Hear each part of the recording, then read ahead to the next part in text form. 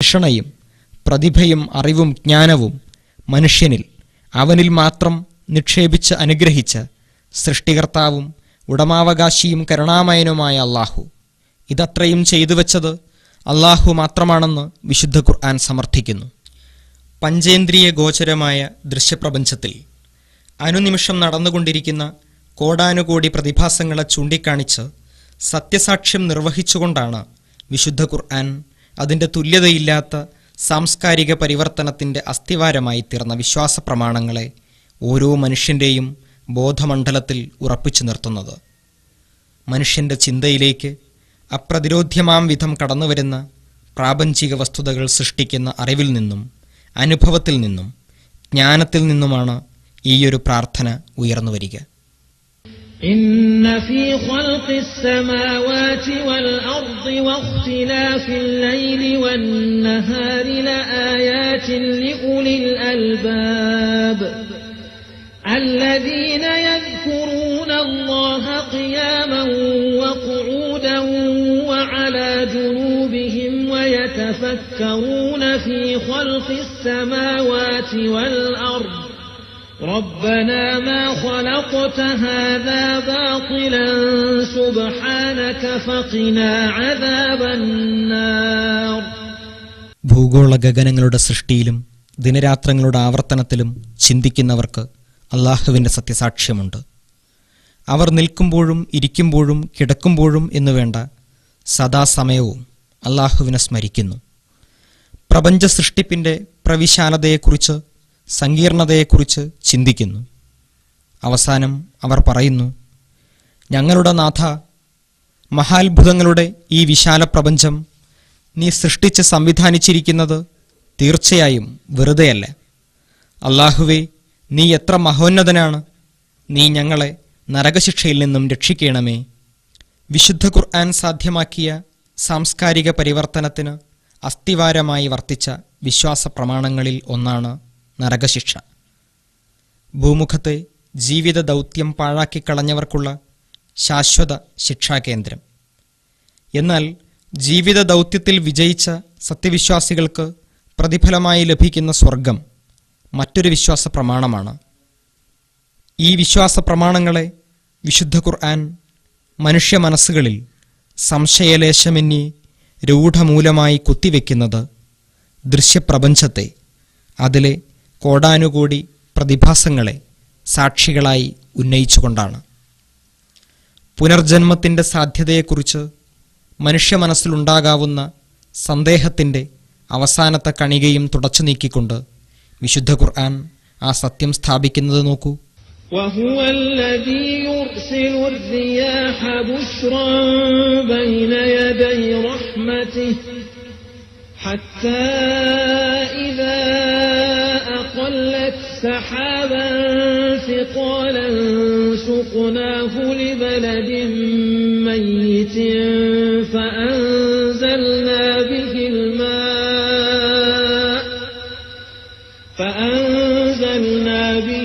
الماء فأخرجنا به من كل الثمرات كذلك نخرج الموتى لعلكم تذكرون.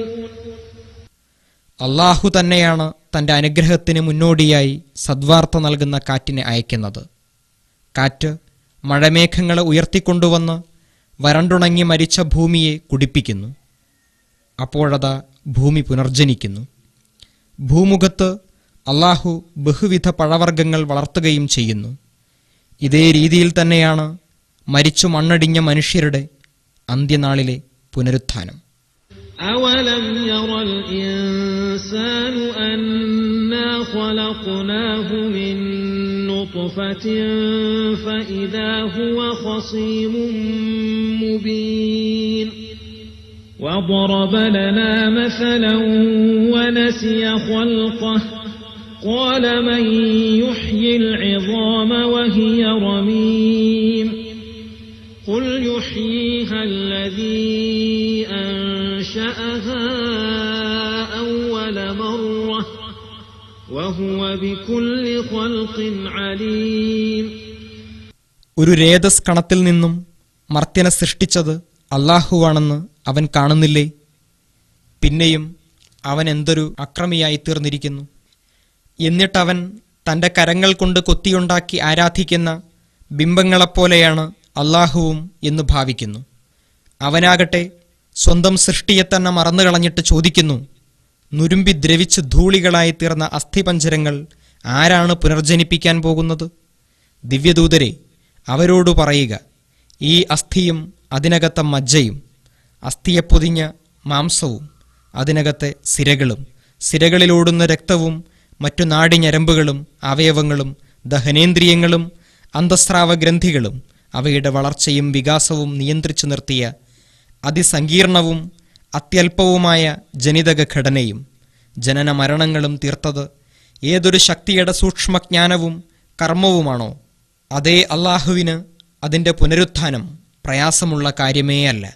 أفلا ينظرون إلى الإبل كيف خلقت وإلى السماء كيف رفعت وإلى الجبال كيف نصبت وإلى الأرض كيف سطحت فذكر إنما أنت مذكر لست عليهم بمسيطر إلا من تولى وكفر فيعذبه الله العذاب الأكبر إن إلينا إيابهم ثم إن علينا حسابهم.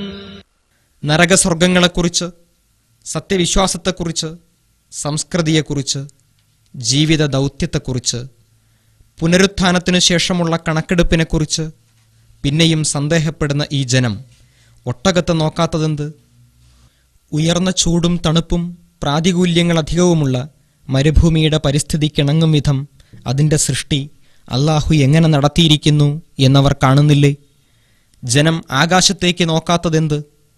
കോടാനുകോടി ഗ്രഹങ്ങളും നക്ഷത്രങ്ങളും ഗാലക്സികളുമായ ആകാശത്തെ എങ്ങനെ ഉയർത്തിയിരിക്കുന്നു എന്നവർ കാണുന്നില്ലേ? ജനം പർവ്വതങ്ങളെ നോക്കാത്തതെന്ത്? ഭൂപരപ്പിനൊരു നങ്കൂരമായി പർവ്വതങ്ങളെ എങ്ങനെ സ്ഥാപിച്ചിരിക്കുന്നു എന്നവർ കാണുന്നില്ലേ? ജനം ഭൂതലത്തെ നോക്കാത്തതെന്ത്?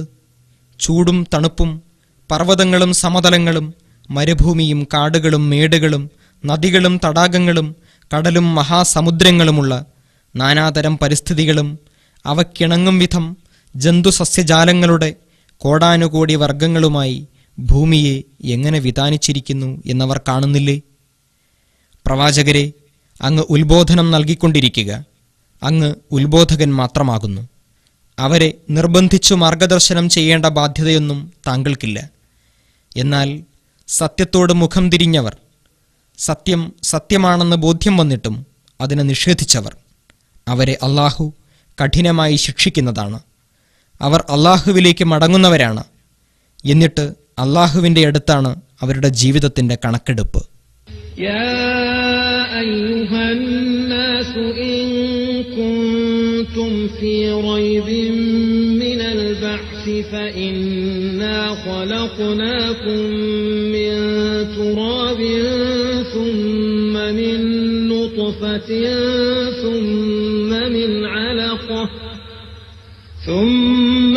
علقة ثم من مضغة مخلقة وغير مخلقة لنبين لكم ونقر في الأرحام ما نشاء إلى أجل مسمى ثم نخرجكم طفلا ثم لتبلغوا أشدكم ومنكم من يتوفى ومنكم من يرد إلى أرذل العمر لكي لا يعلم من بعد علم شيئا وترى الأرض هامدة فإذا أنزلنا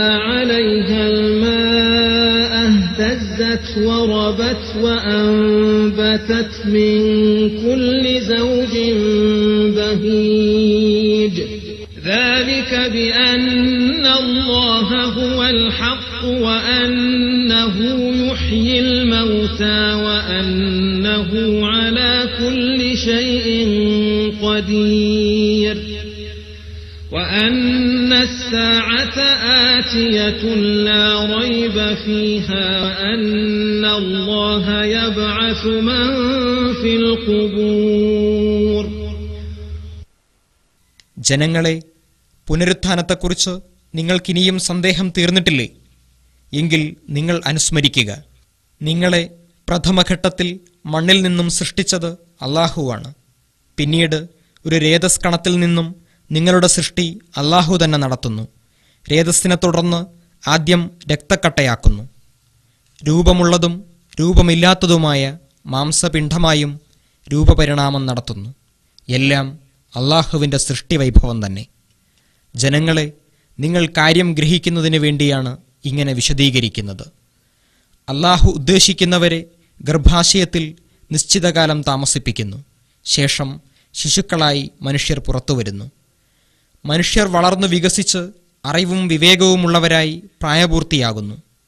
ചിലർ നേരത്തെ മരണമടയുന്നു.